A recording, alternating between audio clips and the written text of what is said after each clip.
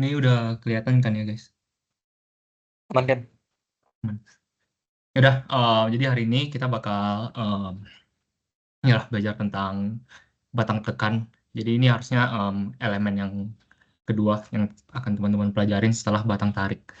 Jadi untuk materi, maksudnya dari kurikulum Bu dia sendiri, sebenarnya batang tekan ini harapannya, ya maksudnya teman-teman ngerti lah tekuk penampang itu apa, tekuk batang itu apa, dan cara desainnya itu bagaimana. Karena kan sebenarnya kalau di beton tuh kegagalannya itu nggak pernah terjadi dalam tekuk ya. Nah, di wajah ini nanti ada kegagalan baru yaitu tekuk. Ya, ini daftar isinya ada pendahuluan, tekuk lokal, global, desain batang tekan, dan contoh soal. Nah, ini sebagai pendahuluan. Jadi sebenarnya em, pada kolom baja itu kegagalannya itu terjadi dalam kondisi tekuk. Nah, kenapa kenapa gitu? Maksudnya kenapa beda dia dengan kolom, dengan beton? Nah, sebenarnya karena baja tuh kalau teman-teman tahu mutunya kan tinggi banget ya biasanya kayak 420 sedangkan beton kan 30 MPa. Nah, untuk mencapai kapasitas yang lebih kuat, misalkan kapasitas aksial berarti kan E kali A ya. Berarti kan harus di ini di apa ya? Disamain lah. Jadi EA beton sama dengan EA baja. Oh ya, sorry. Maksudnya tadi itu modulus elastisitasnya, bukan FY-nya. Nah, E baja kan 200.000. 200.000 kali A sama dengan kalau beton kan bisa 25.000 ya. 25.000 kali A beton. Nah, dari situ aja udah ketahuan kan, A beton nih ya minimal harus apa ya, 8 kalinya luas baja gitu. Jadi ya karena baja ini dia profilnya kecil-kecil, itu dia kegagalannya bisa terjadi akibat geometri karena tekuk. Nah, batang tekan ini teman-teman dapat temukan di rangka batang, di kolom struktur baja atau di bracing juga. Nah, em, nggak semua kolom itu bakal tekuk. Jadi kalau kolomnya kolom pendek, itu dia bakal gagal tekan atau mungkin em, mekanisme itu bisa juga disebut sebagai crushing failure ini. Tapi kalau kolomnya panjang, dia tuh bakal menekuk atau kayak seolah-olah kayak apa ya? Ini kayak lentur arah kiri gitu kan. Nah, ini berarti dari sini dapat disimpulkan juga memang kalau kapasitas tekuk itu ditentukan dari panjang elemennya juga. Nah, makanya ini ada parameter-parameter dalam menentukan kapasitas kolom, yaitu dari E-nya, dari I-nya, panjang kolomnya, ini yang ya kayak di gambar ini. Terus ada faktor efektif kolom, ini nanti bakal dijelasin sama Raffi. Terus ini ini catatan yang sama lah kayak tadi. Jadi kalau kita ngitung kapasitas tarik baja, itu kan bisa langsung pakai AG kali FY kan. Sedangkan kalau tekan tuh ya bisa juga sih kalau kolomnya pendek, tapi biasanya kolomnya itu bakal nekuk lah. Jadi itu yang bakal kegagalan dominan itu bakal nekuk. Dan kalau kegagalan tekuk itu nilai FY ini kekuatan bajanya dia nggak bakal ngaruh. Jadi kalau mau pakai baja mutu tinggi sampai 525 MPa itu ya sia-sia gitu. Ini yang tadi aku udah jelasin. Terus ini perbedaannya lah kalau misalkan terjadi sebenarnya ini di gambar ini nunjukin tarik dan tekuk, tapi ya anggap aja lah yang ini tuh misalkan kolomnya pendek ya, dia tuh bisa naik ke atas terus kayak gini. Nah, ini kan sebenarnya kayak kurva yang teman-teman pelajarin kan kalau di baja biasa. Dia ada dia ada em, bukan strain hardening, ada zona plateaunya. Jadi dia panjang. Nah, sedangkan kalau tekuk dia tuh naik naik dulu, terus dia langsung drop gitu, langsung drop pendek. Jadi kayak tekuk ini dia kegagalannya getas. Nah, ini yang perlu teman-teman tahu lah. Jadi kegagalan tekuk itu kegagalan getas. Em, oke, tunggu sebentar. Nah, lanjut. Ini ini sebenarnya ada studi apa ya? Mungkin ini eksperimental atau gimana? Yang nunjukin lah gimana pengaruh si kekuatan leleh baja dengan berdasarkan slenderness-nya gitu. Nah, ternyata memang awal-awal kelihatannya beda ya kekuatannya. Misalkan yang 100 KSI ini dia bisa mencapai kekuatan sebesar ya maksudnya F kritisnya sama 100 juga. Jadi bisa langsung pakai AG kali F kritis.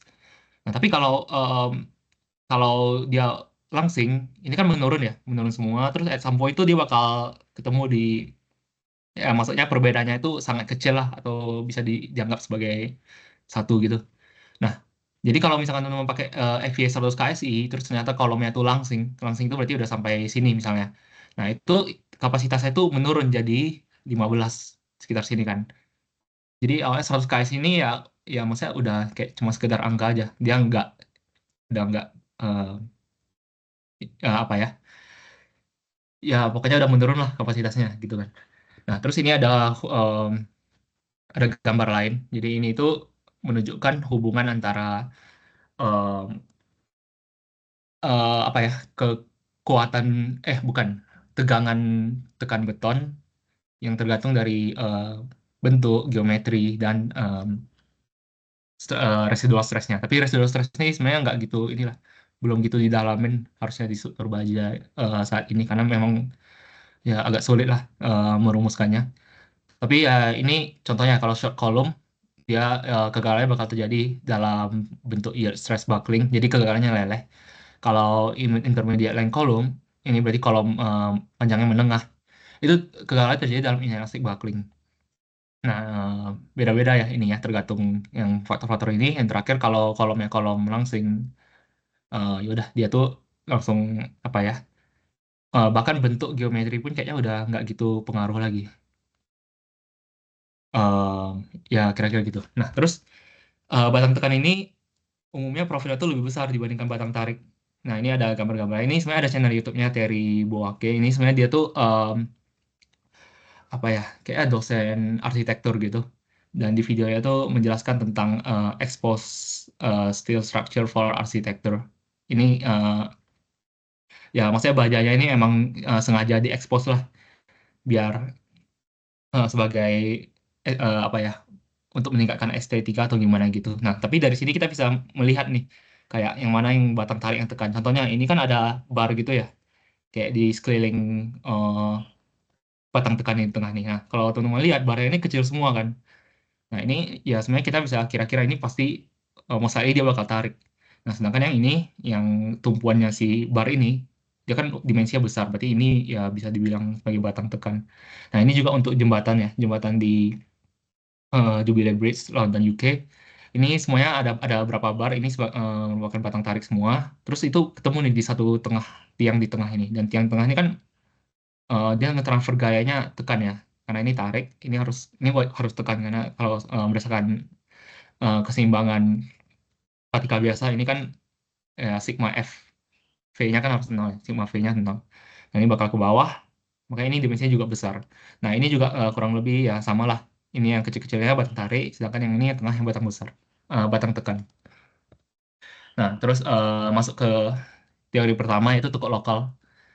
Jadi ini tekuk lokal itu, dia tuh kegagalannya terjadi pada penampang, bukan pada elemen. Jadi beda penampang sama elemen apa sih? Nah, kalau kita ngomongin penampang, eh, yang teman-teman langsung inilah langsung ngebayangin ini, yang profil I ini. Nah, sedangkan kalau kita ngomongin elemen itu harusnya teman-teman ngebayanginnya yang kayak gini. Jadi suatu elemen yang apa ya? Dia tuh ada panjang elemennya gitu. Nah, ini sebagai catatan, persyaratan elemen yang diperkaku itu lebih longgar dibandingkan elemen yang tidak diperkaku. Nah, kalau teman-teman lihat di tabel ini sebenarnya tabel dari SNI 1729 2020, tabel B41A. Ini perlu di apa ya? Perlu ditekankan juga sih sebenarnya. Jadi rasio lebar terhadap tebal itu dia ada untuk elemen lentur juga. Jadi itu jangan sampai terbalik. Untuk elemen tekan em, yang mengalami aksial tekan itu tabel 4 B41A, sedangkan kalau yang untuk elemen lentur dia B41B, karena memang secara mekanisme itu, kalau tekan itu kan tegangannya terdistribusi merata semua ya. Kayak em, ya kalau teman-teman tinjau mekanika bahannya lah. Ini kan misalkan kayak ini ya, ini profil I-nya, terus gayanya itu ya udah, tegangannya tuh merata semua. Dan ini kan langsung P dibagi A aja kan. Nah, sedangkan kalau lentur itu kan dia ada yang tarik, ada yang tekan kan, ada yang gini, ada yang gini. Nah, itu kan hubungannya udah kayak MY per I ya kalau nggak salah. Dan itu tuh ngaruh, karena balik lagi tekuk ini terjadi kalau profil itu mengalami tekan.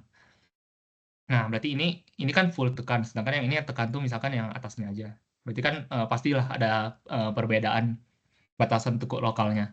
Nah, untuk penurunan nilai-nilai sebenarnya nggak gitu dipelajarin untuk saat ini. Tapi harusnya kalau yang mau fast track atau gimana nanti bisa diajarin. Maksudnya dia bakal diturunin gitu sih sama Bu dia kayak maksudnya nilai-nilai ini dari mana sih batasannya atau selebihnya gitu. Nah, balik lagi ini ada elemen untuk yang tidak diperkaku dan elemen yang diperkaku. Nah, bedanya apa? Teman-teman lihat gambar ini. Jadi kalau yang diperkaku itu tuh elemennya tuh kalau bahasa Inggrisnya itu Stephen element. Contohnya web ini, web atau badan. Jadi badan ini kan disupport sama dua ujungnya. Jadi misalkan dia mau tekuk, dia bakal ketahan nih sama kedua Stephen element nih, atau sama dua sayapnya. Nah, sedangkan elemen sorry, aduh, kebalik. Elemen tidak diperkaku itu yang ini unseen elemen. Yang tadi aku jelasin itu sebenarnya elemen yang diperkaku yang kanan ini. Nah, ya elemen diperkaku tadi penjelasannya yang barusan. Sedangkan kalau elemen tidak diperkaku, ya dia tuh kayak yang ini unseen elemen. Sayap sayap dari suatu profil wajah. Jadi ini kan bebas kan satu ujungnya kan. Nah, ini kalau dia mau tekuk dia lebih mudah tekuk. Nah, dari nilainya sendiri ini kan 0,56 ya, 0,56, sedangkan yang ini 1,49. Dia kalau semakin kecil nilai berarti semakin ketat lah persyaratannya. Karena ini kan B per T ya, kayak ya apa ya, semakin besar nilai B per T atau rasio lebar terhadap tebal, berarti elemennya dapat dikatakan semakin langsing. Kira-kira gitu.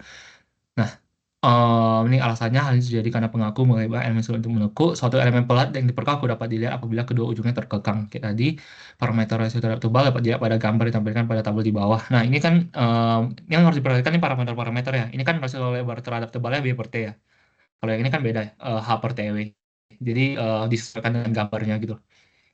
Dan ini hanya beda ya, ini bukan H tinggi profilnya. Ini nanti hanya harus tinggi profil harus dikurangin 2 kali label maksudnya tebal friends. Terus kalau misalkan dia ada apa ya kayak misalkan ada coakan gitu di ujungnya itu harus dikurangin juga. Biasanya K sih itu variabelnya. Nah, ini ada gambarnya kalau terjadi tekuk lokal tuh gimana. Ini kalau pas ditekan itu misalkan ya entah bagaimana caranya misalkan di gaya aksial tuh gede ya di tengah gitu kan. Nah, itu dia bakal terjadi buckling, tapi bucklingnya lokal, lokal yang kayak gini kira-kira. Nah, ini kalau terjadi lokal buckling kan sebenarnya ya dia kapasitas bajanya terreduksi kan. Maksudnya tegangan dari segi tegangannya terreduksi dan nanti bakal dijelasin lah kalau terjadi lokal ini kira-kira gimana gitu. Lanjut, Raf. Oke, ntar gue searching dulu.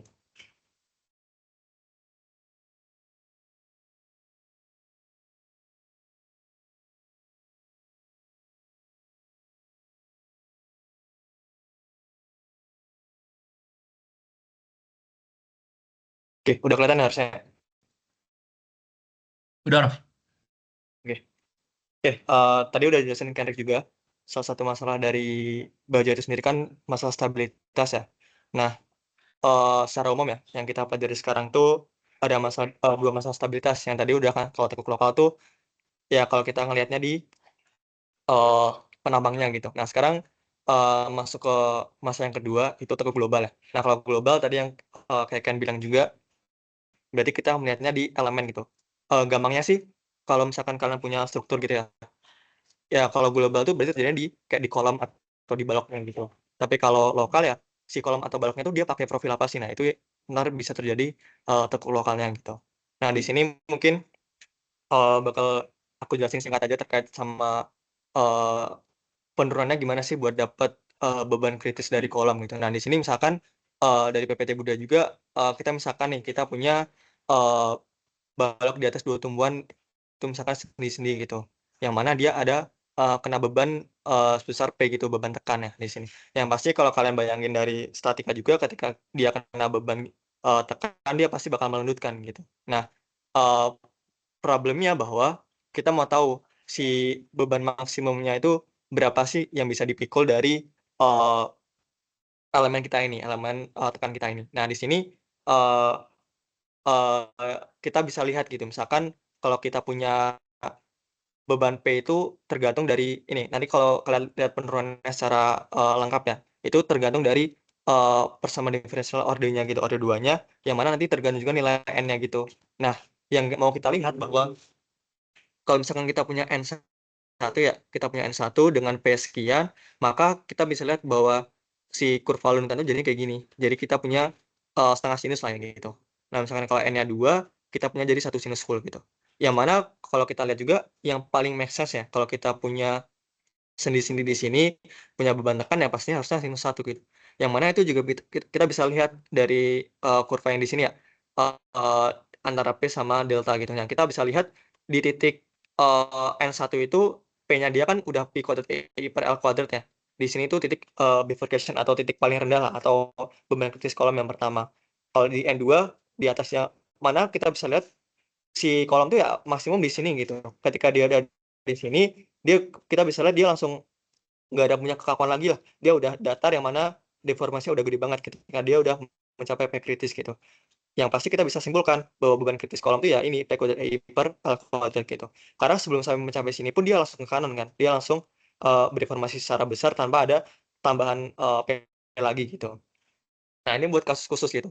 Buat kita tahu bahwa oh kalau untuk sendi-sendi itu ternyata beban kritis maksimum yang bisa ditahan elemen tekan ini ya itu sekian gitu.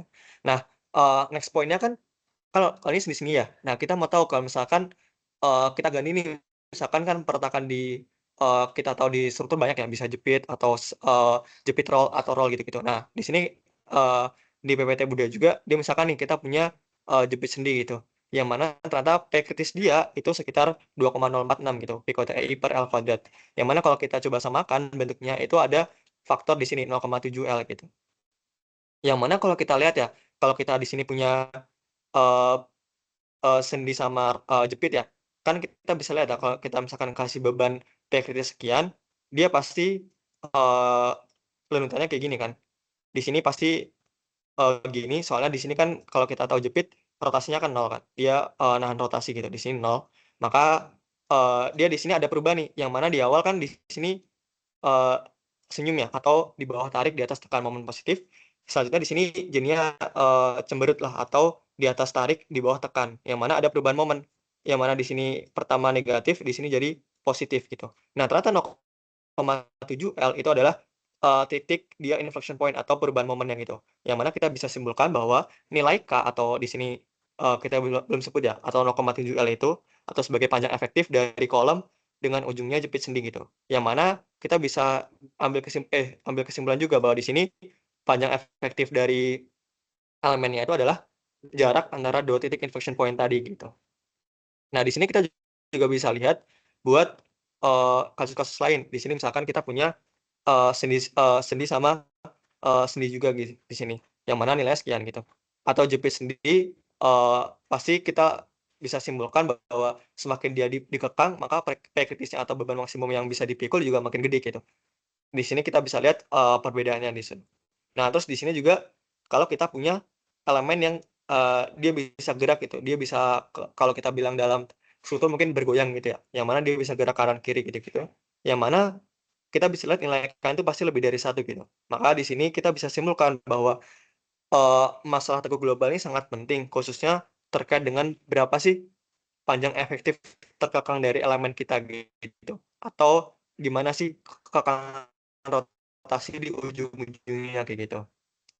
Nah, ini beban atau rumusan lah buat kita tahu beban maksimum atau beban kritis dari elemen kita tuh berapa. Ini P kuadrat I per KL kuadrat, yang mana tergantung juga sama EI atau kekakuan lentur dari elemen kita, dan juga nilai K dan L. L sendiri tadi panjang diak terkekangnya, dan juga nilai efektif itu.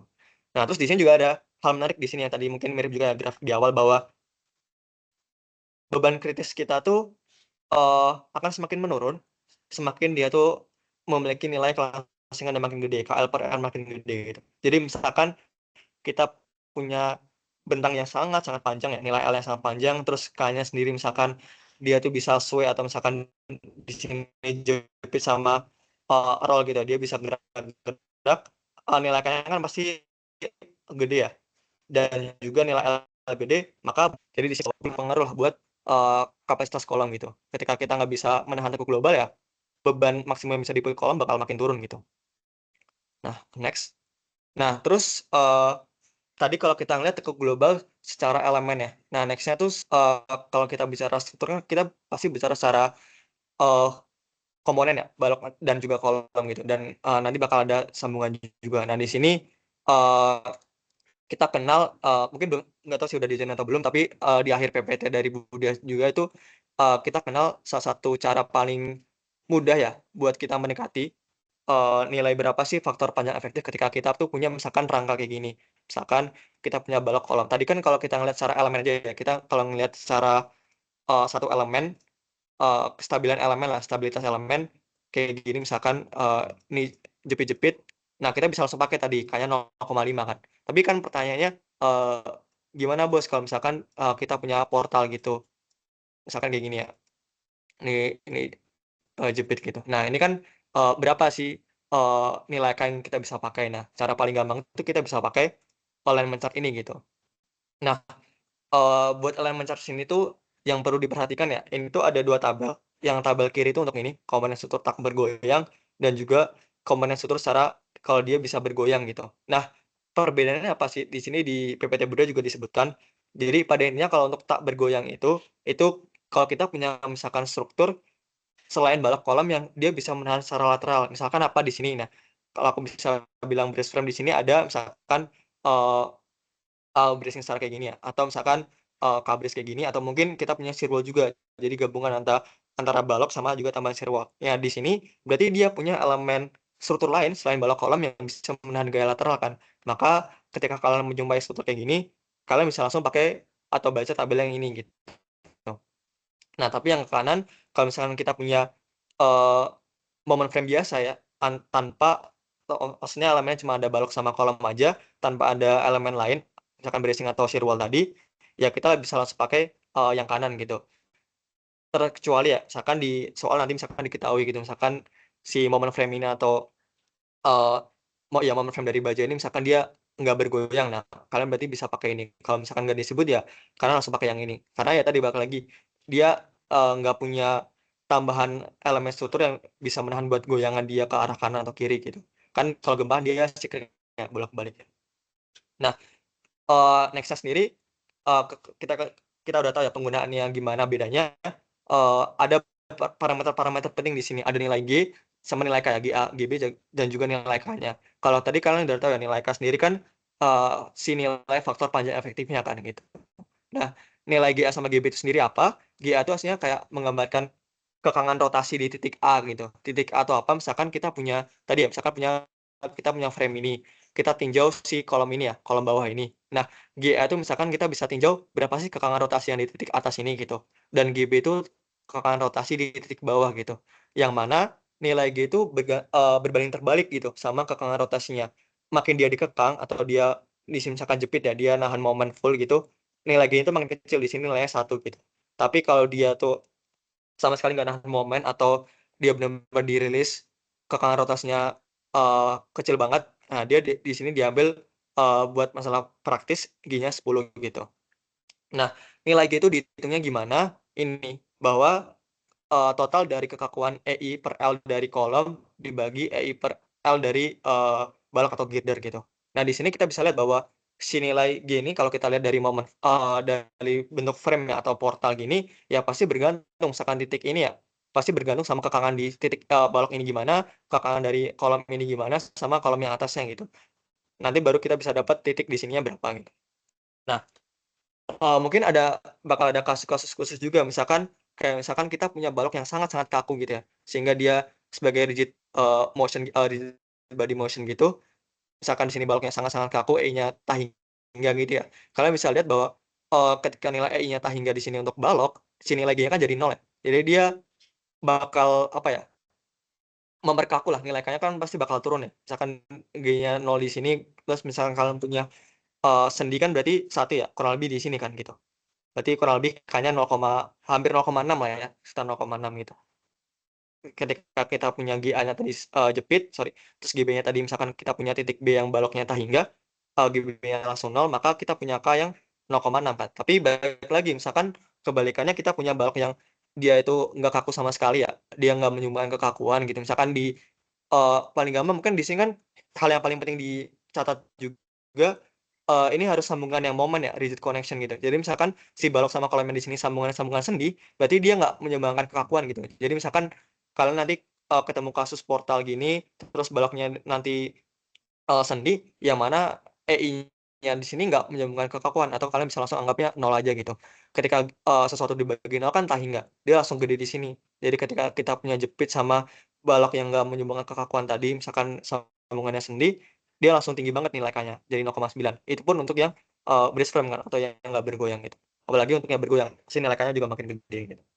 Jadi, buat elemen chart ini bakal sangat berguna buat kalian pakai ketika kalian menghadapi kasus yang bentuknya udah dalam bentuk, struktur kayak gini secara keseluruhan, bukan stabilitas secara elemen tadi, secara kolom doang, tapi secara, rangka gitu, stabilitas secara rangka antara hubungan balok sama kolom gitu.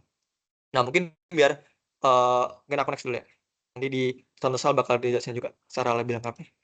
Nah, terus next-nya, tadi kan udah ya buat, teori-teori dasar terkait dengan, elemen tekan. Nah, next-nya mungkin terkait gimana sih buat kita menganalisis, menghitunglah, kapasitas dari elemen tekan kita gitu. Yang pertama pasti kita perlu dulu cek tekuk lokalnya tadi atau slenderness ya. Kita perlu cek dulu apakah profil kita tuh ada nggak sih, masalah tekuk lokal tadi nilai B per T-nya. Nanti kalian bisa nge-refer tadi ke tabel yang dijelasinkan juga. Ketika dia itu ternyata slender, nanti pasti ada perhitungan khusus lah buat, eee, apa ya, mengakomodasilah terkait sama akibat dari dia, slender elemen tadi gitu. Next-nya setelah kalian udah, ngecek slenderness dari profil kalian, next yang kedua adalah menentukan faktor panjang efektif kolom. Nah, tabel yang bakal sering kalian pakai itu ada 2 ini aslinya. Jadi tabel yang ini secara elemen aja, stabilitas secara elemen, yang kedua secara, rangka gitu. Kalau elemen balik lagi misalkan nanti kalian langsung dapat soal yang mana dia jepit-jepit atau, di sini sendi sama jepit, ya kalian bisa langsung pakai. Yang perlu diperhatikan di sini ada nilai K teoritis ya, tapi, K yang kalian pakai itu ini, K yang desain di sini, yang mana pasti jauh lebih konservatif dibanding, nilai K teoritis gitu. Karena nilai K di sini udah, apa ya, mempertimbangkan, hal-hal secara praktis di lapangan lah. Jadi nilai K ini dirasa, eee kurang merepresentasikanlah, hal yang sesungguhnya gitu. Jadi lebih, oke pakai yang, di bawah gitu. Nah ini mungkin ada penjelasan juga, misalkan di sini kita punya jepit, ya dia bisa, dikekang secara rotasi maupun translasi secara X sama Y gitu. Misalkan dia, sendi, ya kalian udah tahu kan dia bisa rotasi gitu. Buat yang di kanan tadi yang aku udah jelasin, buat alignment chart, diperhatikan lagi apakah dia bisa bergoyang atau enggak, apakah dia ada elemen tadi selain balok kolom atau dia bener-bener portal balok kolom aja. Berarti dia, kalian langsung pakai yang ini, dia bisa bergoyang atau moment frame gitu. Terus perhatikan juga misalkan, kolom di paling bawah ya, dia ujungnya sendi atau jepit, kalian bisa langsung pakai nilai G-nya di sini gitu. 10 atau 1 buat, sendi 10, jepit itu 1 gitu.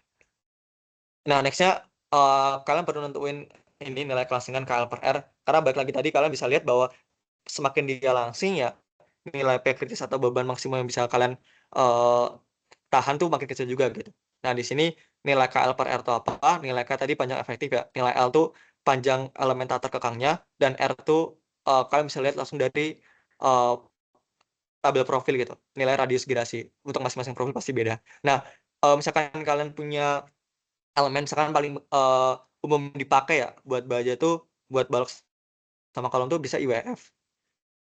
Misalkan kalian punya IWF, di sini kan dia punya 2 sumbu ya, sumbu kuat dan juga sumbu lemah, yang mana pasti kalian perlu cek juga untuk kedua sumbunya, baik untuk X maupun Y, yang mana yang kalian pilih pasti yang jauh, lebih gede lah buat bisa mendapatkan nilai yang lebih konservatif kan. Misalkan nanti ketika kalian hitung KL per R yang lebih gede di sumbu Y, berarti kalian pakai yang sumbu Y, atau mungkin di sumbu X kalian pakai yang sumbu X kayak gitu. Terus next-nya kalian tentu juga nilai, FCR-nya atau tegangan kritisnya gitu. Untuk yang ini kasus, catatannya untuk elemen yang non slender gitu. Nah ini, eee, rumusnya itu tergantung lagi tadi bahwa apakah dia itu sangat langsing atau dia udah elastic buckling atau dia masih di ini, kalau di sini ya, dia masih di inelastic buckling gitu.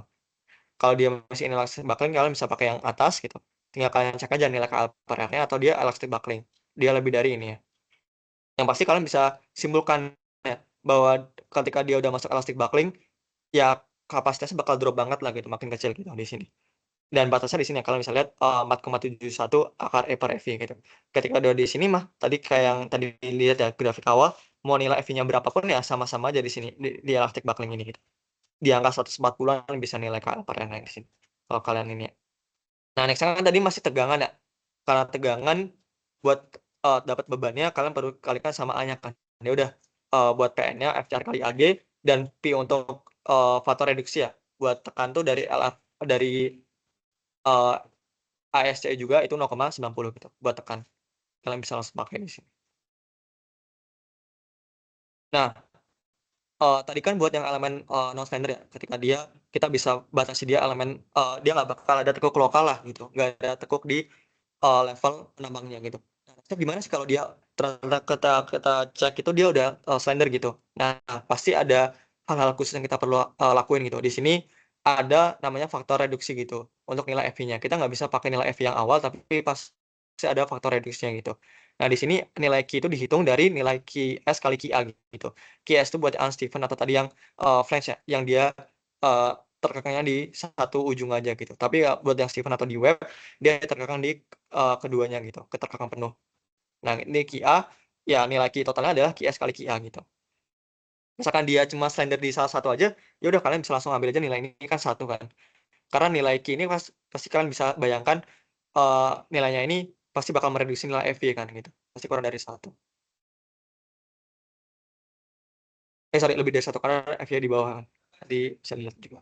Nah, di sini misalkan kita punya unstiffen element nilai QS. Yang pertama ini untuk misalkan untuk flange, terus misalkan dia punya profilnya angle atau pelat gitu. Nah, di sini kalian bisa lihat juga ini pasti umumnya kalian temuin juga ketika nilai B per T-nya kurang dari sekian atau kalian bisa batasin tekuk lokalnya, kalian bisa langsung ambil QS-nya 1 gitu. Karena kita bisa jamin dia nggak ada tekuk lokal di unstiffen atau di arah flange-nya gitu. Di arah terkekang di satu ujungnya tadi gitu. Tapi ketika dia ada masalah tekuk lokal, dia B part-nya lebih dari ini atau tapi kurang dari ini, atau dia malah lebih banget, atau dia sangat-sangat slender lah di sini buat yang Steven, dia pasti ada faktor reduksi QS gini. Nah, kalian bisa hitung juga nilainya pakai rumus ini gitu. Nah, ini buat yang next-nya juga nih, tapi mungkin buat build up section gitu lah, buat build up section, kalian bisa hitungnya kayak gini juga sama. Kalau misalkan dia kurang dari ini atau kita bisa batasi tekuk lokalnya berarti 1, kalau dia lebih kalian bisa cek juga bisa pakai ini ataupun ini gitu. Di sini juga ada parameter-parameternya lah gitu di sini. Nah, next-nya buat yang misalkan kita punya angle single angle ya. Nah, ini juga ada juga pengecekannya. Kalau misalkan dia kita bisa batasi tekuk lokalnya, kita bisa pakai 1, tapi kalau dia ada tekuk lokal tadi kita bisa pakai QS sekian gitu. Nah, ini buat unsteven. Ini juga masih sama ya. Kurang lebih perhitungannya kalian harus cek di sininya. Nah, kalau misalkan Stevens gimana? Ini juga sama, tapi mungkin perhitungannya sedikit beda lah. Kalau tadi kan kita langsung tinjau ada dari akar E per F ya. Tapi kalau untuk yang Steven atau yang di web, dia agak beda. Kalian harus hitung juga nilai efektif dibagi A gross yang itu. Nah, efektif ngitungnya gimana? Nanti di sini ada misalkan nanti untuk ini ya, standar elemen yang dia ditekan secara seragam lah gitu. Dan kecuali untuk bagian flash dari misalkan kalian punya hollow atau rectangular gitu. Nah, ini kalian bisa hitung nilai B-nya sekian, dan di sini misalkan kalian punya flash untuk square atau rectangular, untuk B part-nya lebih dari ini kalian bisa pakai ini juga gitu. Ini juga sama untuk yang misalkan circular gimana. Nah, ya pada intinya kalian bisa lihat ya, ketika kita punya elemen yang slender, dari awal kalian udah memilih profil yang dia emang slender, pasti perhitungannya jadi lebih susah gitu, lebih ribet. Kalian perlu ada tambahan perhitungan lagi gitu. Yang mana tadi kalian ingat cukup menghitung KL per R dari akar E per FY, ada nilai Q lagi nih yang kalian perlu hitung dari cek di berbagai tabel-tabel ini gitu. Nanti juga ditunjukkan lah di perhitungan gitu. Ini juga sama ya buat yang elastic buckling gitu. Nah, tadi kan kalau kita masih ninjaunya secara flexural buckling atau tekuk secara lentur aja. Nah, next-nya kalau ada torsi lagi gimana? Nah, ini makin pusing lagi ketika kita udah ada local buckling, tapi ternyata juga ada global buckling lagi. Jadi, secara profil atau penampang dia udah ada tekuknya, dia kita nggak batasin secara tekuknya dan juga secara global juga ada tekuk. Nah, dia ada ini torsional sama lentur gitu. Jadi ada tekuk torsi tekuk lentur torsi lah gitu. Nah, di sini kalian bisa lihat juga secara rumus juga lebih ribet gitu perhitungannya kan. Ini buat nunjukin aja sih. Makanya secara by sense ketika kalian desain, kalian pasti bakal menghindari adanya tekuk ini kan gitu. Kalian pasti bakal hindari adanya local buckling sama global buckling lah. Kalian pasti akan pakai profil-profil yang emang nggak ada tekuk lokal, dan juga kalian juga batasin nilai panjang terkekang dari elemen kalian gitu. Oke, oke, next-nya bakal masuk ke contoh soal ya. Di sini buat contoh soal yang pertama itu terkait dengan elemen mencer ya. Di sini kalian punya portal gitulah, 2 lantai di sini ya. Misalkan kayak gini bentuknya. Terus yang perlu diperhatikan mungkin buat kolom kalian pakai IWF 250/126/9. Nah, mungkin kalau yang belum tahu cara bacanya itu gimana, ini tuh adalah nilai H ya. Ini H, ini B, TW, TF gitu. Sama TF. Jadi misalkan nanti kalau di ujian atau di kuis nggak dikasih tahu, kalian bisa langsung tahu gitu bahwa si arti dari ini tuh ternyata nilai H-nya tuh 250, nilai B-nya tuh 125, tebal web-nya tuh 6, dan juga tebal flange-nya tuh 9 gitu. Kita punya ini, terus tinggi kolomnya tuh 3 meter 3 meter, panjang bentang baloknya tuh 4,5 meter 4,5 meter gitu. Nah, di sini hal-hal penting yang kalian perlu catat, di sini kita punya rangka portal yang bergoyang. Jadi ini hal yang penting ya buat kalian baca dalam chart. Terus multinya sendiri SS400. Nah, di sini aslinya baja yang lebih umum kita pakai sekarang tuh kodenya tuh misalkan SS kayak gini, karena ini udah dari Jepang. Jadi kayak BJ37, BJ berapa itu udah nggak kita pakai lagi gitu. Yang mana SS400 itu FV-nya 240 dan juga FV-nya 400. Terus misalkan di sini kita punya struktur yang dia langsung dikasih tahu lah beban aksial di titik E di sini ya. Itu beban matinya itu 100 dan juga hidupnya 80. Nah, kalian ditanya yang pertama, apakah kolom BE, kolom ini, dia tuh mampu nggak sih buat menahan beban yang tadi ya, 100 sama 80 tadi. Terus yang B, next-nya tentang pertanyaannya, jika misalkan dia nggak mampu memenuhi, apa sih solusi yang bisa kalian berikan gitu untuk bisa memperkuat struktur itu tanpa kalian mengganti profilnya. Jadi kita tetap pakai profil yang ini, gimana sih cara biar dia tetap bisa masuk gitu. Nah, nextnya jika kita nggak mau lah kolom kita tuh misalkan tekuk tuh dihindari baik global maupun lokal, gimana sih berapa sih kapasitas kolom BE gitu. Nah, ini mungkin 3 pertanyaan ini ya. Yang pertama mungkin kalian perlu list dulu parameter profilnya. Yang paling paling penting mungkin tadi ya nilai H, B, TW, TF-nya jangan sampai salah. Terus apakah dia ada coakan tadi, radius kelengkungannya, nilai R di sini, nilai A, G, I, X, Y gitu-gitu. Terus langkah keduanya kalian juga hitung beban maksimum terfaktornya di sini. Kita biasa pakai kombinasi dari LRFD ya. Yang paling maksimum untuk dia sama level tuh ini 1,2D sama 1,6L. Kita dapat 456 kilonewton gitu. Nah, di sini berarti kita tahu bahwa beban maksimum kita 456. Nah, next-nya kita hitung nilai dari faktor panjang efektif atau nilai K tadi. Baik lagi, kalian perlu tahu bahwa tadi kan dikasih tahu ya, rangka portalnya itu bergoyang atau moment frame, berarti kita pakai nilai K yang lebih dari 1. Ingat bahwa untuk rangka bergoyang itu nilai K lebih dari 1, tapi kalau nggak bergoyang, nilai K itu kurang dari 1 gitu. Ya udah, untuk kolom B tadi kan kita mau tinjau ini ya. Kita berarti perlu tinjau dulu berapa sih nilai G yang bawah ini dan juga nilai G yang di atas kan gitu. Nah, kita hitung dulu nilai IX kolom, Y kolom sama IX balok. Nah, kita tahu tadi kan kalau di sini dia sendi ya nilai GB-nya. Maka kita bisa simpulkan di sini nilai GB itu 10 sendi tadi ya. Kalau untuk sendi 10, untuk JP itu 1. Nah, yang kita perlu hitungkan berarti nilai G yang atas ya, nilai GE-nya kan, nilai G yang atas. Nah, ini kita perlu hitung nilai GE, tapi kan baik lagi IWF tuh ada 2 sumbu ya, baik sumbu X maupun sumbu Y. Nah, kita perlu hitung ketika kolom kita tuh orientasinya terhadap sumbu kuat tuh gimana, terhadap sumbu X maupun di sumbu lemah gitu. Nah, kita bisa dapetin juga nilai kekangan rotasi di atas lah, G untuk yang E untuk arah X tuh sekian, untuk arah Y itu sekian gitu. Nah, kita udah dapetin, ya udah kita perlu tarik garis lah dari GA tadi kan 10 ya. Kita tarik untuk yang GB untuk sumbu X tadi 1,287, kurang lebih di sini kita dapat ini sekitar ya 1,9 lah ya.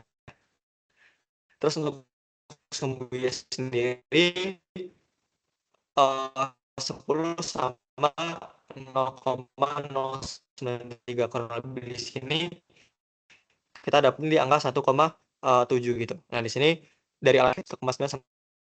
Nah, next-nya tadi kan kita udah dapat ya nilai K-nya udah dapat. Nah, nanti sesuai dari prosedurnya itu nilai kelangsingannya itu, nilai KR-nya. Baik lagi kita tinjau juga untuk kedua sekian menentukan itu yang di arah sebelum makan KL per R untuk arah cek lagi kelangsingan termasuk elemen langsing atau non langsing gitu atau slender atau non slender. Nah, untuk unstable atau arah untuk yang flashnya kita bisa hitung nilai B per T-nya B per 2 dibagi TF ya. Kalian misalnya dari tabel ini ya. Balik lagi tadi yang kalian harus benar-benar untuk baca tabelnya. Nilai B itu sendiri bukan B total ya, tapi B per 2 di sini. Jadi B flash per 2 dibagi tebal flashnya sendiri 9, 6,94. Sehingga kita bisa simpulkan untuk yang Stephen elemen atau untuk yang flash itu dia no slender. Next-nya untuk yang Stephen elemen, kalian juga bisa lihat tadi yang udah jelasin bahwa nilai H itu bukan nilai H total ya, tapi nilai H yang udah dikurangin sama tebal flashnya. Dan juga mungkin kalau ada kelengkungannya gitu. Nah, di sini kalian bisa hitung nilai H-nya tuh dia kurang 2 TF, yang mana di sini dapat 38,667.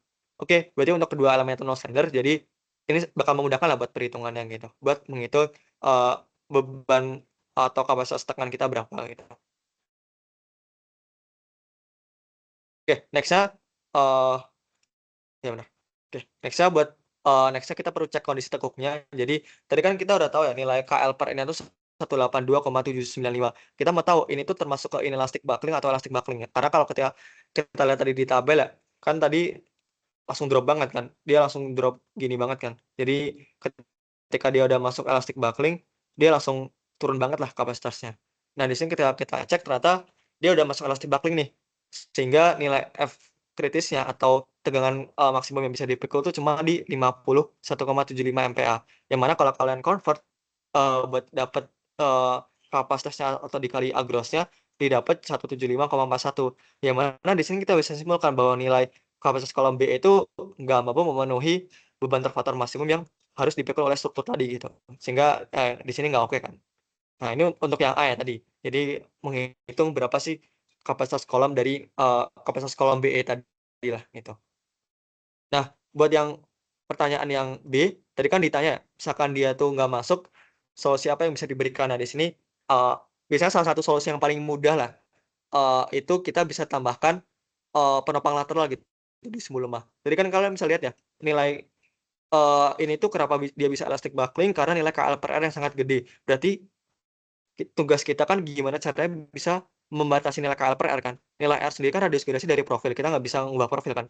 Berarti yang kita bisa batasin tuh nilai KL-nya. Kita bisa batasi nilai L-nya sehingga dia nggak terlalu panjang ya. Misalkan tadi 3 meter ya. Kita bisa batasin kurang dari 3 meter. Misalkan tadi ditambah peropang lateral kayak gini. Yang awalnya tadi 3 meter full ini, kita bisa ambil dia cuma 1,5 karena dia dikekang gitu. Dan juga kita bisa karena ada kekangan tambahan di sini, pasti juga bakal berpengaruh ke nilai K-nya kan gitu. Nah, ini untuk beberapa cara yang bisa step by step-nya buat dapat kapasitas yang baru. Yang pertama di sini kita hitung nilai panjang efektif atau nilai K yang baru. Nah, di sini pertama pasti perlu hitung dulu nilai G tadi ya, kekangan rotasinya untuk titik atas sama titik bawah, sama lagi GB-nya 10 dengan cara sama untuk nilai GE-nya titik atasnya untuk sumbu X sama sumbu Y juga didapat sekian ya gitu. Nah, di sini kalian bisa tarik garis lah buat yang di sini sumbu ya. Karena kan tadi di arah sumbu X atau di sumbu kuadratnya kan kita nggak memberikan tambahan penopang lateral ya. Jadi nilai ini pasti sama. Jadi kalau kalian lihat tadi nilai ini tuh sama-sama 1,287. Kenapa sama? Karena ya tadi balik lagi nggak berpengaruh sama kita nggak berikan solusi apa-apa di sumbu kuatnya, tapi kita berikan solusi di sumbu lemahnya kan tadi gitu. Maka di sini yang awalnya tuh tadi nilai K-nya tuh di sini ya dia jadi 2,1 ketika sorry yang awalnya ya benar, yang awalnya di bawah dia jadi di atas gitu. Jadi 2,1. Ketika kita udah hitung nilai GE untuk titik Y atau untuk titik atas nilai E untuk di arah sumbu Y itu sekian 1,868. Kalian bisa dapat juga nilai kayak tadi ini 1,9 untuk arah sumbu X atau sumbu kuat dan juga sumbu Y itu 2,1. Nah, next-nya baik lagi kita perlu hitung nilai kelangsingannya lagi KL per R gitu kan. Nah, untuk arah sumbu X pasti selalu sama 54,807 gitu. Tapi di arah sumbu ini yang beda. Karena kan tadi nilai K-nya 2,1 ya. Radius gradasinya tetap, tapi uh, yang berpengaruh di sini adalah si nilai ininya, nilai L dari unbraced length-nya tadi. Panjang tekuknya jadi 1500. Yang mana nilainya jadi ini 112,903. Benar, ini kayaknya kebalik deh. Tapi harusnya perhitungannya benar sih, ntar. Gue coba cek. Oh ya, ini tadi kebalik ya. Harusnya yang bawah itu yang iya benar. Harusnya yang di sumbu sorry benar-benar area ini yang benar. Jadi yang untuk sumbu X itu 104, area-nya radius gradasi sumbu X dan arahnya itu 27,9. Ya, benar. Nah, jadi tetap yang menentukan di sumbu lemah, tapi kalian bisa lihat nilai KL per R atau kelangsungan itu lebih kecil gitu. Nah, nextnya sama lagi, kita perlu cek kondisi tekuk dia. Dengan nilai KL per R tadi kita dapetin 112,903, ternyata dia masuk ke inelastic buckling. Hal ini tuh ya kita cukup seneng kan, yang awalnya elastic buckling yang sangat turun kapasitasnya, dia bisa ke inelastic buckling kan. Yang mana setelah kalian hitung untuk batas inelastic buckling kan kalian pakai rumus yang FCR ini ya. Itu kita bisa dapetin tegangan maksimum atau tegangan kritis 125,37.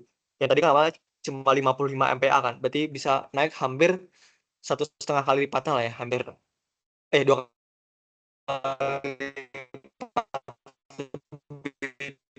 maaf, 2 kali lipat lebih kan gitu. Capai 424,93 gitu. Yang awalnya tadi cuma di angka 100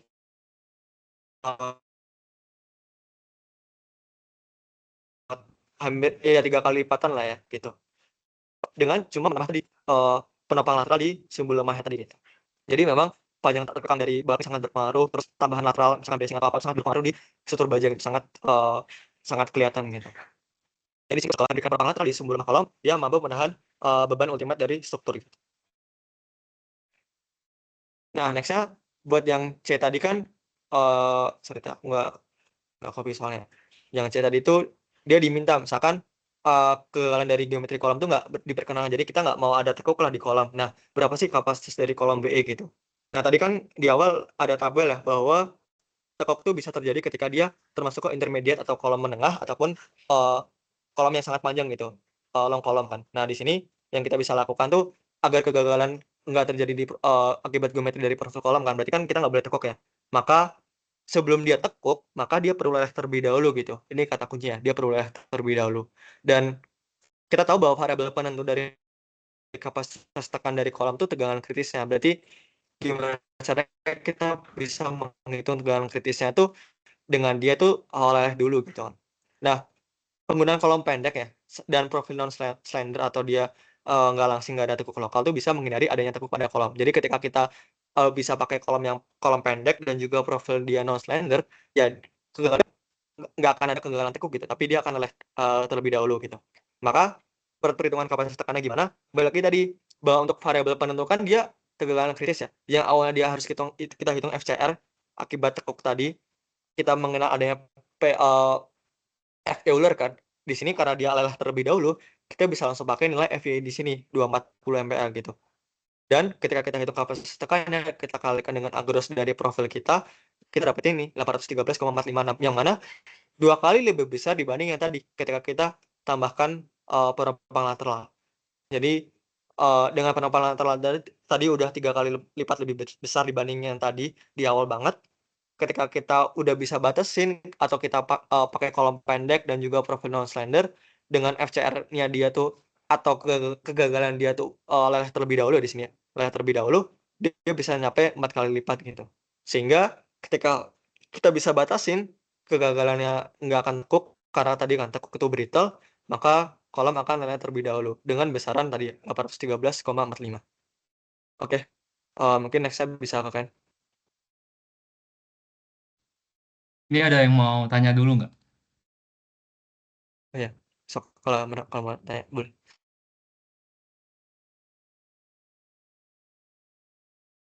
Oh, kalau nggak ada sebenarnya tunggu tadi kayaknya ini harusnya ada sedikit typo. Ini kan R-nya ini ya Raf. Eh, apa ya, coakannya kan ya.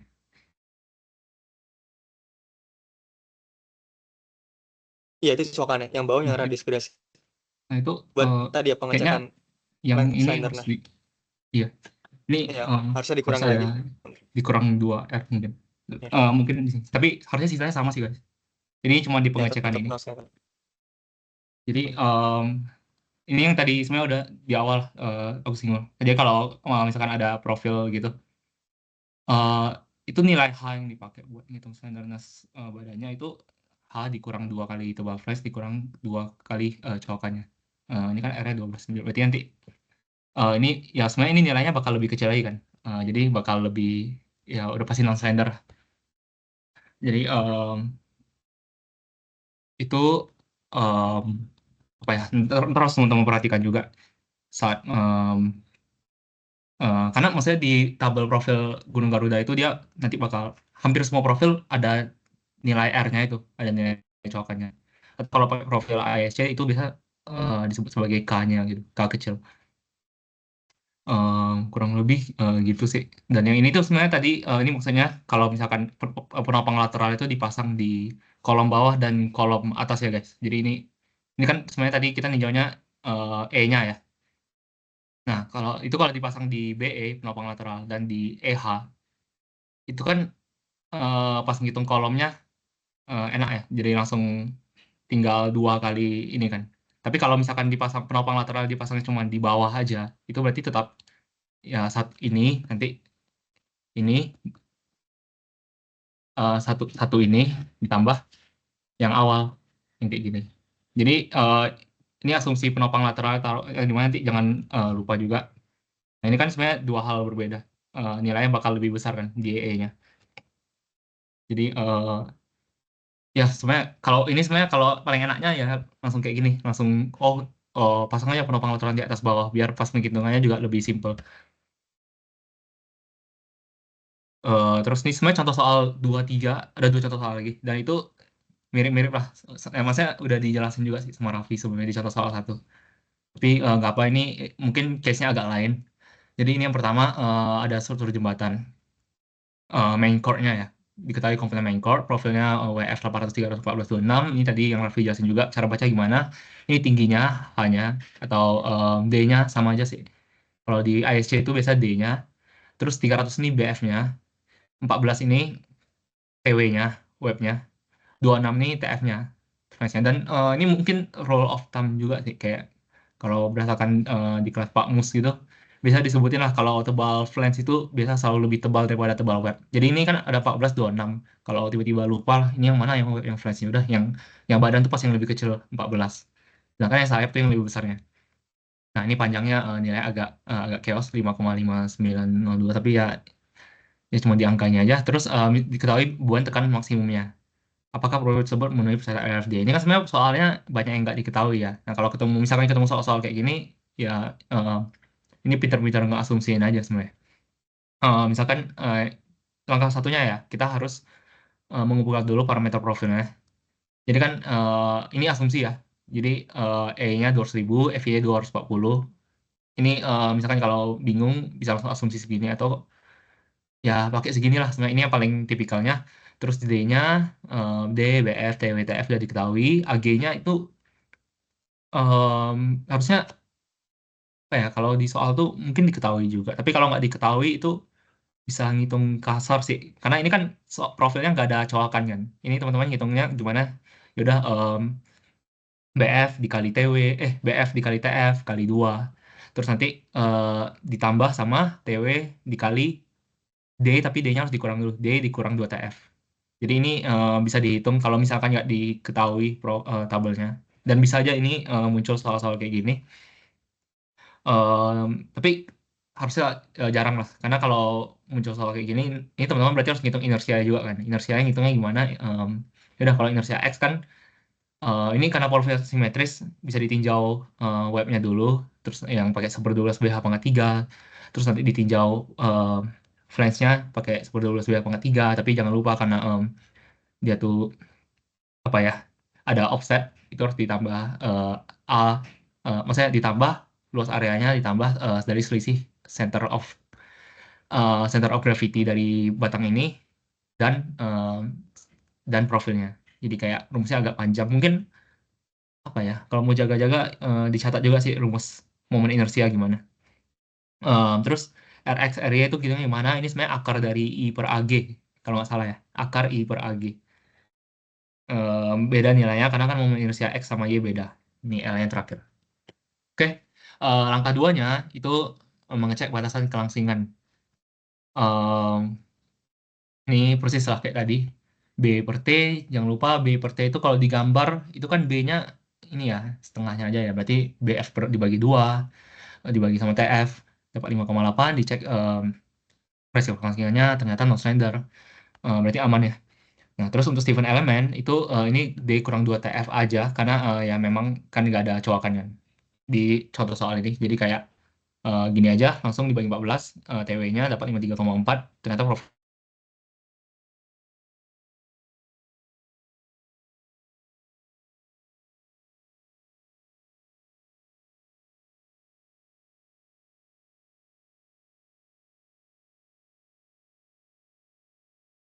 slender.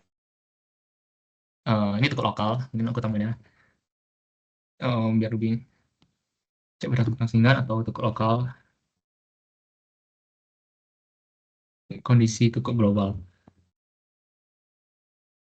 Nah, untuk kondisi untuk global ini benar-benar persis kayak tadi.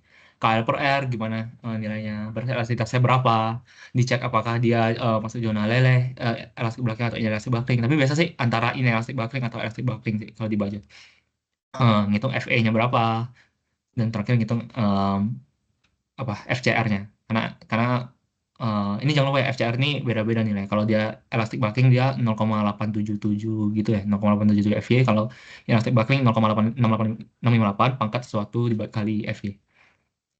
Nah, sebenarnya kan kalau perhitungan biasa mudah kan, maksudnya langsung FCR dikali AG selesai. Nah, tapi karena ini kondisinya ada slender, dia ada step tambahan, ada langkah 3.2 ini. Nah, ini ya gimana ya bilang? Ini sebenarnya prosedural sih. Tadi rumusnya udah dilampirkan juga sama Raffi di halaman di PPT materi.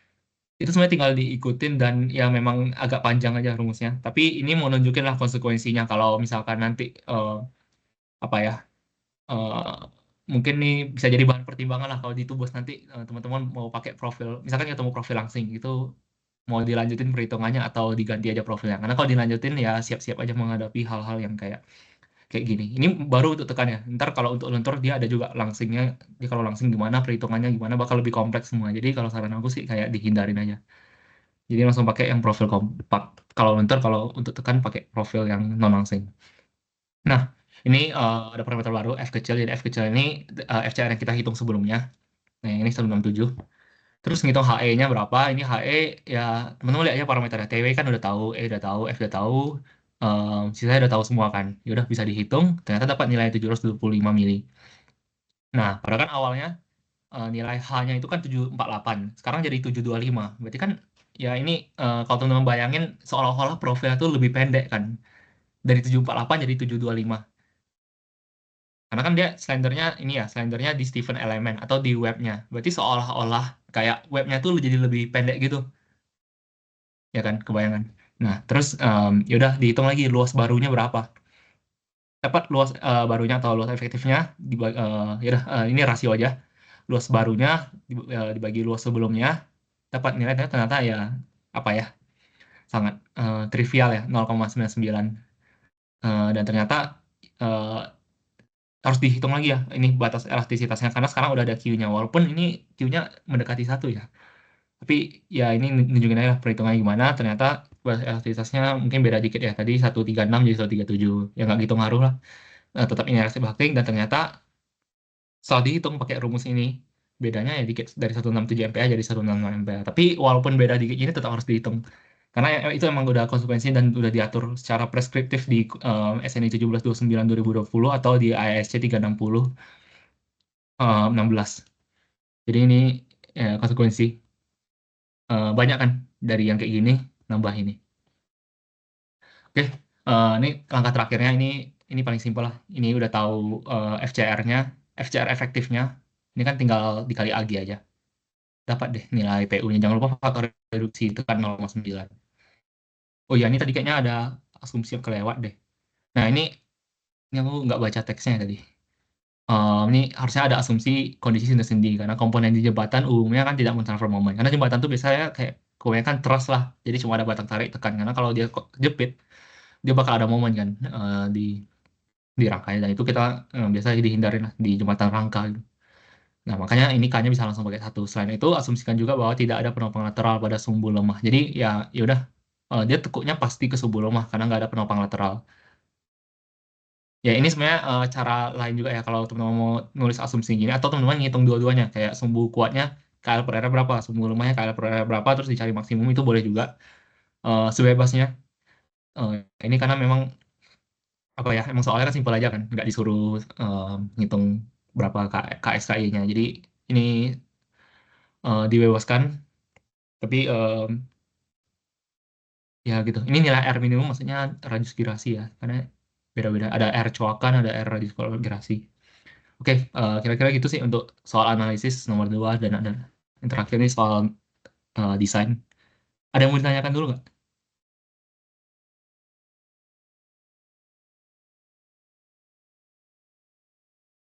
Belum ada ya?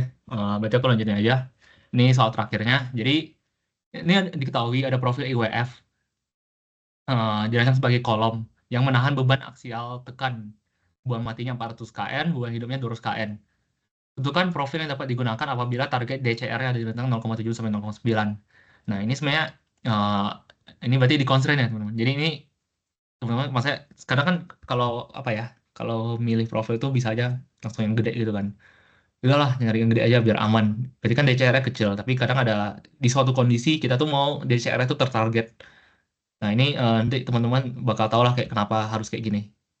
Mungkin di kuliah Rexrook atau di belajar lanjut karena memang ada beberapa elemen tuh emang direncanakan untuk leleh jadi DCR itu dibatasin apa ya maksudnya jangan sampai terlalu hemat lah karena terlalu hemat dia bakal ya bayangannya gini aja misalkan kita mau baloknya leleh tapi karena baloknya terlalu kuat di cairan gede tiba-tiba leleh di kolom itu kan sama aja bohong karena strukturnya tetap hancur gitu kan nah jadi ya gitulah simpelnya. Nah ini diketahui juga ketentuannya gunakan profil dari katalog baja Gunung Garuda. Berat sendiri profil tidak perlu diperhitungkan sebagai beban. Em, karena ini ya udah berarti bebannya ini aja PD-nya aja berat sendiri profil walaupun ada berat matinya tapi kita asumsi itu nggak perlu lah udah diwakilin sama PD ini. Terus kondisi dari dan dimensi kolom pada kedua sumbu dapat dilihat pada gambar sebelah. Berarti ini kan eh, sama aja kalimat terakhir ini artinya sama aja kayak sumbu kuat dan sumbu lemahnya itu sama-sama sendi-sendi kan. Nah kira-kira gitu dan berarti kan ini teman-teman bisa tebak juga ini kalau dia tekuk dia bakal ke sumbu mana?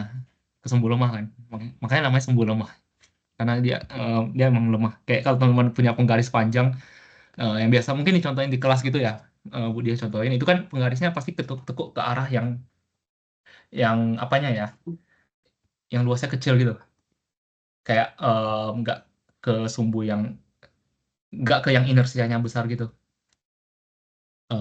Ya gitu sih terus ini karena nggak diketahui materialnya kayak biasa asumsiin aja E-nya 200.000 FI 240 terus ngitung juga pembahanannya ini pakai apa kombinasi em, kombinasi RFD itu 1,2 PD tambah 1,6 DL tambah 1,2 DL tambah 1,6 RL nilai segini. Ini sebenarnya ini yang tadi aku udah sebutin ya kalau baca dimensi profil itu biasa tebal pelak badan selalu lebih kecil daripada tebal pelak sayap. Sejauh ini sih selalu gini, tapi nggak tahu ya tiba-tiba kalau ada yang kasus yang kontradiksi atau gimana. Nah, ini tabel profil yang bakal sering teman-teman temui lah di struktur baja. Atau kemarin kayaknya pas kuis tarik ada pakai profil ini juga ya. Eh, ya, pokoknya ini yang profil yang bakal sering teman-teman temuin.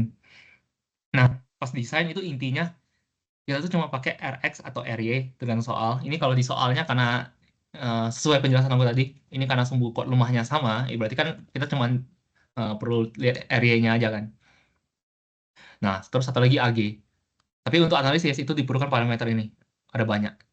Ya, kenapa desain itu cuma butuh parameter sedikit ini? Karena ya balik lagi desain itu proses yang iteratif. Kayak kalau teman-teman maksudnya ngitung semuanya ya dari awal, kayak ini langsing nggak, ini maksudnya profilnya webnya langsing nggak, terus flashnya langsing nggak, terus ngitung kapasitas analisis, ngitung PN-nya gitu, itu bakal lama. Jadi kayak wah nggak efektif lah. Makanya ini untuk desain dia bakal lebih sederhana. Ini ada geometrinya. Nah, ini yang aku bilang tadi, kalau di profil Indo tuh kebanyakan ada cowokan kecil gitu, R-nya ini. Dan R ini beda ya, R ini bukan radius gerasi, tapi R ini kayak cowokan di ujung, di pertemuan antara flange dan webnya. Itu biasa kalau ngelas dia bakal muncul lah cowokannya ini. Nah, apa lagi ya fakta yang penting mungkin ini yang tadi rumusnya, radius gerasi akar I per A. Oh iya, ini jangan, nah ini juga nih, kalau di profil Indo tuh dia dia Rx-nya atau R-nya ditulisnya sebagai IXIY gini.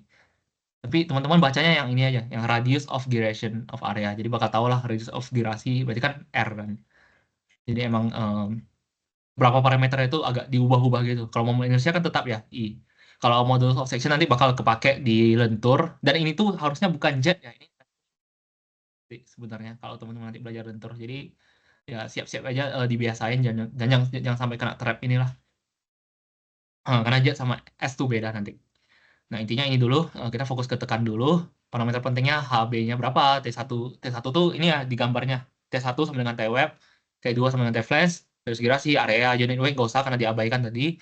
Inersia udah nggak usah karena kita perlunya radius girasi. Oke, next. Nah, untuk prelim design ini ada dua cara ya. Ini penjelasan tadi sebenarnya barusan banget, karena banyak parameter pengubah. Cara paling efektifnya langsung aja milih penampangnya secara acak, terus perlahan-lahan memperbesar atau memperkecil. Dalam desain asumsikan kondisinya udah ideal. Nah, ini yang paling penting sih. Dalam desain asumsikan kondisinya sudah ideal, seperti ya udah kita asumsiin dia non slender, dan ini opsional ya, boleh langsung asumsi interaksi bulking atau asumsi interaksi bulking sebebasnya. Tapi aku biasa langsung kayak gini sih, non slender atau interaksi bulking, karena nanti bakal divalidasi lagi kan dengan analisis. Jadi ini ya untuk tebak-tebakan awal lah preliminary desainnya.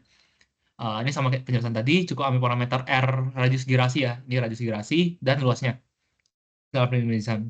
Nah, langkah pertamanya, karena dengan asumsi tadi, kita kan cuma butuh parameter area dan AG. Ini langsung tebak aja lah. Maksudnya pakai IWF 400, 200, 8, 13. Area berapa, AG-nya berapa, ngitung FE-nya langsung. Ngitung FE, ngitung FCR, em, ngitung kapasitas tekannya, atau kapasitas tekuknya. Ternyata dapat 861, dan ternyata ya ini nih sebenarnya memenuhi. Cuman di luar persyaratan kita. Kita maunya kan tadi dia di rentang 0,7 sampai 0,9 kan. Ini tuh 0,929. Berarti ya kita harus harus memperbesar profilnya. Memperbesar berarti kan DCR berarti bakal memperkecil kan. Karena kapasitasnya memperbesar. Semakin kecil DCR berarti semakin aman suatu komponen, bukan semakin aman suatu struktur. Karena bisa aja strukturnya ya kayak tadi penjelasan tadi. Ini ada cara alternatif. Ini di buku apa ya, Raf? Ini Dari Agayer, Agayer salah ya. satu Ini ya, di Agayer, ini bagian harusnya bab udah 14. ya bab 14. Itu harusnya ini udah dicantumkan juga, maksudnya udah dijelaskan ya pas tubes kemarin. Jadi ini harusnya teman-teman udah familiar, dia tuh apalagi yang udah ngerjain tubes sekarang. Dia tuh ada prelimnya juga kayak beton. Nah, ini kalau teman-teman nyadar, buat prelim ini parameter yang diperlukan apa? AG sama R-nya. Ini KL ini kan sebenarnya udah kondisi ya. Kayak di soal emang udah fix kan. Maksudnya soalnya nih, ini pin-pin udah nggak bisa kita ubah kan. Kalau kalian ubah ini berarti kan ubah soal, berarti ya kacau. Maksudnya udah salah gitu. Jadi K ini udah fix, L-nya juga udah fix. Tadi kan panjangnya 5,5. Berarti yang bisa diubah apa? R dan AG. Kurang lebih prinsipnya mirip kayak ini kan. R dan AG. Tapi yang ini rumus cepatnya. Kayak ini nggak usah ngitung FE, FCR, VCPN. Tapi langsung pakai rumus sulap ini. Pakai rumus ini, dapat VPN, bisa kan langsung ngitung DCR. Nah, ini opsi aja lah, bisa bebas mau pakai yang mana. Cuma kalau dulu nih, dulu sebenarnya ini agak kelewat sih. Dulu ya pas zaman aku ini kita nggak gitu diajarin yang ini, jadi kayak mostly banyak yang pakai yang kiri. Tapi ya sekarang ini karena udah apa ya udah dicantumkan yang ini, bebas lah mau pakai yang mana yang sekiranya lebih enak. Ada plus minusnya masing-masing. Kalau pakai yang ini nanti pas analisis ya udah bisa go with the flow gitu. Kalau yang ini ya maksudnya bisa langsung dapat penampangnya, tapi nanti pas analisis kan harus mikir lagi ini ngitung apa dulu, FE dulu ya, terus FCR dulu, terus ngitung FCR, ngitung VCPN dan lain sebagainya. Oke, ini karena tadi asumsinya nggak memenuhi, ini aku lanjutin pakai cara yang kiri ya, karena emang aku udah kebiasa aja, nggak ada alasan lain. Asumsi keduanya pakai profil 450, 200, 914. Ini kan lebih besar ya. Ini tadi 400, 213, sekarang 450, 200, 914. Area-nya juga lebih kecil, AG-nya lebih besar. Pas dihitung ternyata FE-nya 126, FCR-nya segini. Nah, dihitung DCR ya, ternyata dapat nilai 0,847. Yang mana nilai itu udah lebih kecil dari 0,9 dan lebih besar dari 0,7. Berarti kan udah memenuhi. Tapi karena ini desain, ini kita nggak berhenti di sini. Kita validasi juga dengan suatu analisis. Nah, ini profil yang kita gunakan, kita kumpulin dulu parameternya.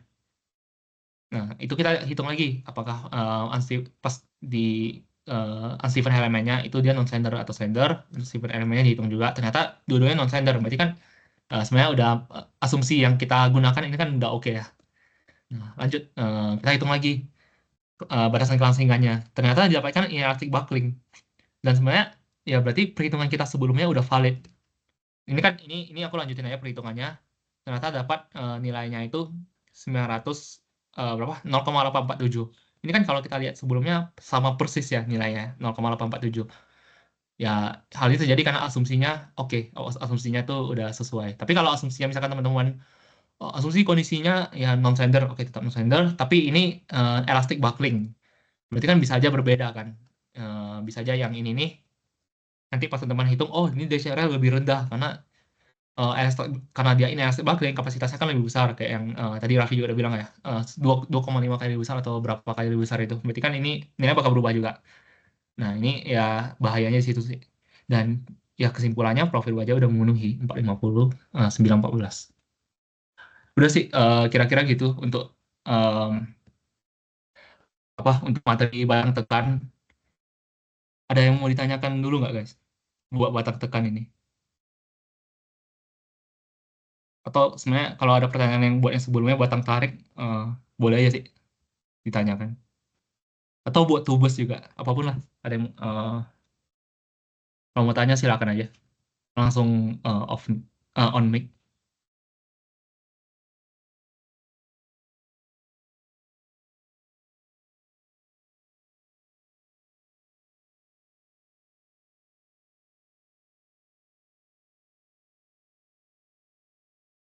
Ini tunggu sampai 3.20 ya.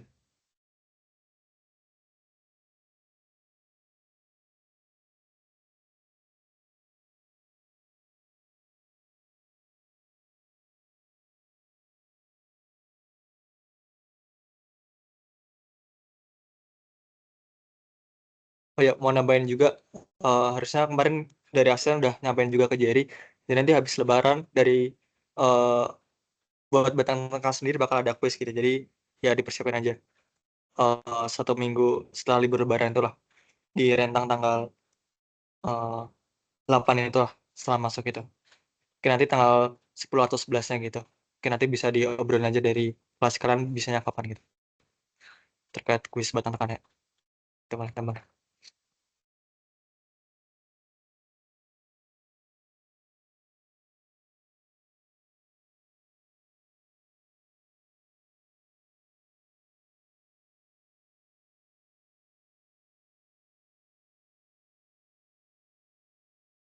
Menit lagi ya guys, masih ditunggu kalau ada yang mau tanya.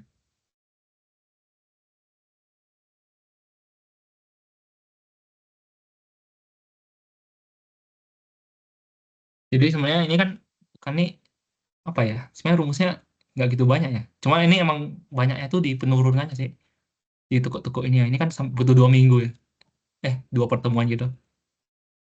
Ya 2 minggu karena kan kelas Budiah tuh kayak 2 kali ya per minggunya. Nah itu sebenarnya emang lamanya tuh di yang Betul ya. penurunan gini, ya kan. Hmm. Ini lama, ini juga wah ini kayak bahkan kita belajar lagi ya Raf, masih belajar ya. Iya, Jadi jadi ya maksudnya kalau kayak kalau sekarang tuh pakai aja gitu.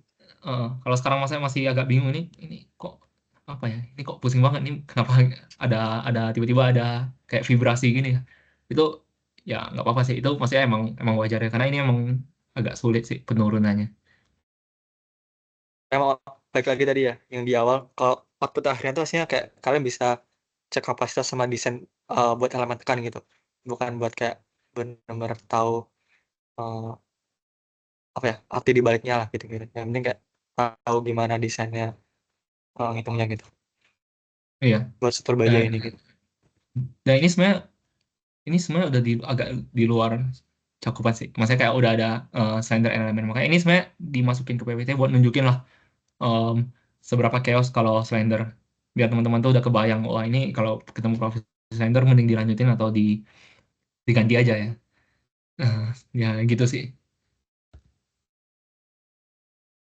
Nah, apalagi ini ya, udah ada torsi fractional backing nih. Ini combo banget ini.